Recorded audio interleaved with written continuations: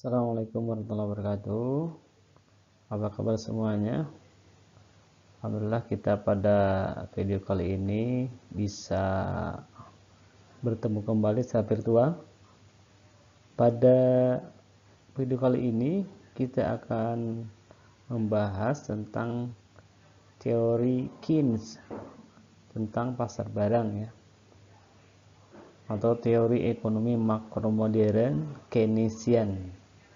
Ini adalah penjelasan slide stimulus untuk kita bisa mengkaji lebih jauh tentang konsep pasar barang Keynesian. Nah, ini inti ideologi Keynesian ya. Jadi di video sebelumnya kita sudah mengkaji tentang mazhab klasik, kemudian mazhab Keynesian, kemudian mazhab monetaris. Nah, pada kali ini kita mengkaji tentang Keynesian. Inti ideologi Keynesian itu adalah full employment level activity tidak akan mungkin tercapai secara otomatis, melainkan harus melalui tindakan-tindakan terencana dan peran aktif pemerintah. Nah, jadi berbeda dengan mazhab klasik yang tidak menghendaki peran serta pemerintah dalam kegiatan perekonomian, dalam ideologi Keynesian justru mendorong peran aktif dari pemerintah untuk terlibat dalam pengaturan kegiatan perekonomian. Nah, berikutnya ini dampak produksi bagi pasar barang menurut Keynesian. Di dalam konsep Keynesian itu ada konsep bahwa setiap kegiatan produksi itu pasti berdampak ganda terhadap dua sisi. Nah, satu sisi produksi itu bisa melahirkan pendapatan ya. Di satu sisi setiap kegiatan produksi pasti melahirkan pendapatan. Pendapatan bagi siapa? Bagi para pemilik faktor produksi. Ya, ketika diproduksi baju misalkan, pasti di situ kan akan ada pendapatan bagi pemilik faktor produksi baju, bahan baku baju lah, tenaga kerja yang terlibat dalam pengolahan baju lah, yang memberikan kontribusi permodalan dalam kegiatan produksi baju lah. Intinya adalah semua pemilik faktor produksi akan mendapatkan pendapatan ketika terjadi proses produksi. Nah, pendapatan yang mereka dapatkan, yaitu yang didapatkan oleh para pemilik faktor produksi, oleh mereka itu digunakan untuk konsumsi, kemudian untuk saving. Nah, jadi untuk konsumsi dan untuk saving. Untuk konsumsinya dia lari ke pasar barang, untuk savingnya dia lari ke pasar uang, ya. Jadi pendapatan ini mengalir satu sisi ke pasar barang dan sisi lainnya ke pasar uang. Ya. Y sama dengan C plus S. C-nya itu adalah ke pasar barang, S-nya ke pasar uang. Nah, itu satu alur dari dampak adanya kegiatan produksi. Alur yang lainnya ke sini. Ya, setiap produksi pasti akan melahirkan output berupa barang dan jasa. Ya, berupa barang dan jasa. Nah, barang dan jasa ini akan masuk ke mana? Ke pasar barang. Ya, ke pasar barang. Ya. Sejumlah barang dan jasa yang ditawarkan oleh para produsen, ya, oleh pada produsen di pasar barang namanya ini agregat supply. Agregat supply akan menjadi agregat supply. Adapun dari sisi lain ini ada agregat demand. Jadi agregat supply akan ketemu dengan agregat demand di mana di pasar barang. Jadi dari satu kegiatan produksi itu bisa menghidupkan pasar barang, bisa menghidupkan pasar uang di sini. Pasar barang hidup karena setiap produksi melahirkan pendapatan dan pendapatannya digunakan untuk konsumsi dan saving. Konsumsinya masuk ke pasar barang, savingnya masuk ke pasar uang. Sedangkan dari sisi output ini akan mendorong ketersediaan pasokan barang dan jasa di pasar barang.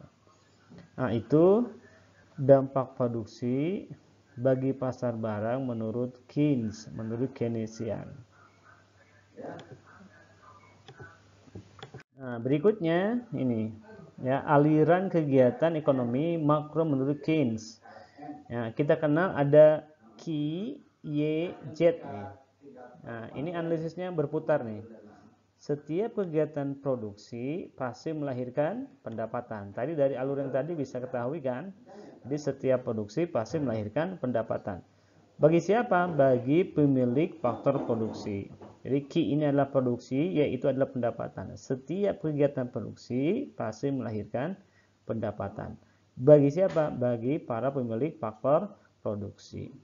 Setiap pendapatan yang dimiliki oleh para pemilik faktor produksi itu akan menjadi pengeluaran.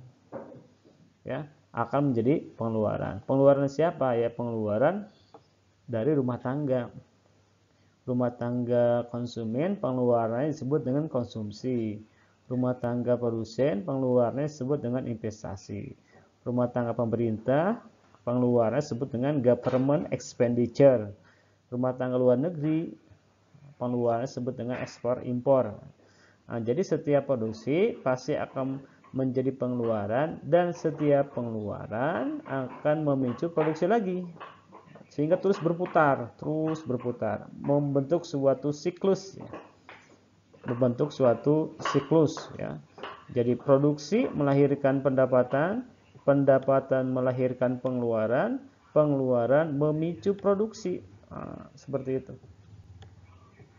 Nah, ini disebut dengan siklus. Siklus kegiatan atau aliran kegiatan ekonomi makro menurut Keynes. Roda perekonomian secara makro itu diputar ya, bergerak tergantung kepada 3 variabel ini. Jadi produksi, pendapatan dan pengeluaran itu akan menggerakkan. Nah, menurut Keynes dari 3 ini kalau perputarannya ingin cepat, dari mana kita memantiknya, memicunya? Maka memicunya dari sisi pengeluaran. Dari sini pengeluaran. Ya. Makanya ketika pandemi COVID-19 misalkan, di mana rumah tangga produsen lesu, rumah tangga konsumen lesu, kemudian rumah tangga luar negeri lesu, mana yang diharapkan? Yaitu rumah tangga pemerintah, government expenditure. Jadi bagaimana pemerintah mengeluarkan sejumlah dana untuk menggerakkan siklus ini, ya, menggerakkan siklus ini, menggerakkan Q, Y, Z agar tetap berputar. Maka peran pemerintah di situ mengeluarkan dana, sejumlah dana, sehingga kalau dari Z-nya ada pengeluaran, ke Q juga berjalan, ke Y juga berjalan, terus berputar. Ya, jadi Z ini kan pengeluaran itu ada konsumsi, kan, ada investasi, ya.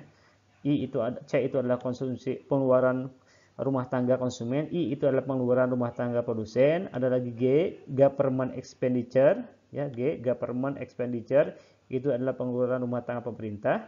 Dan ekspor impor, pengeluaran rumah tangga luar negeri. Nah, ketika COVID-19 yang diharapkan konsumsi kan lesu ya, rumah tangga. Investasi juga sama, ekspor impor juga sama. Maka yang bisa diharapkan ya ini G, government expenditure ini. Nah, makanya program-program stimulus fiskal, ya, program-program jaminan sosial yang itu dananya bersumber dari rumah tangga pemerintah diharapkan akan memicu perputaran dari siklus ini. Z, Q, Y bisa berputar sehingga perekonomian secara makro itu berputar menuju keseimbangan. Nah, berikutnya jadi konsep Keynes, pasar barang dikatakan seimbang ketika produksi sama dengan pendapatan sama dengan pengeluaran. Nah, yang tadi kan, jadi Q akan memicu Y, Y akan memicu Z, Z akan memicu Q lagi, terus berputar.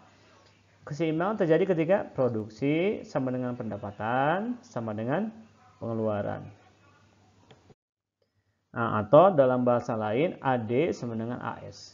AD itu agregat demand, ya, agregat demand dari sisi permintaan di pasar barang. Ya. Agregat supply itu adalah penawaran agregat. Ketika permintaan agregat sama dengan penawaran agregat, maka berarti di situ telah terjadi keseimbangan pasar barang. Itulah konsep pasar barang sebagai bahan diskusi menurut Keynes. Demikian, terima kasih. Assalamualaikum warahmatullahi wabarakatuh.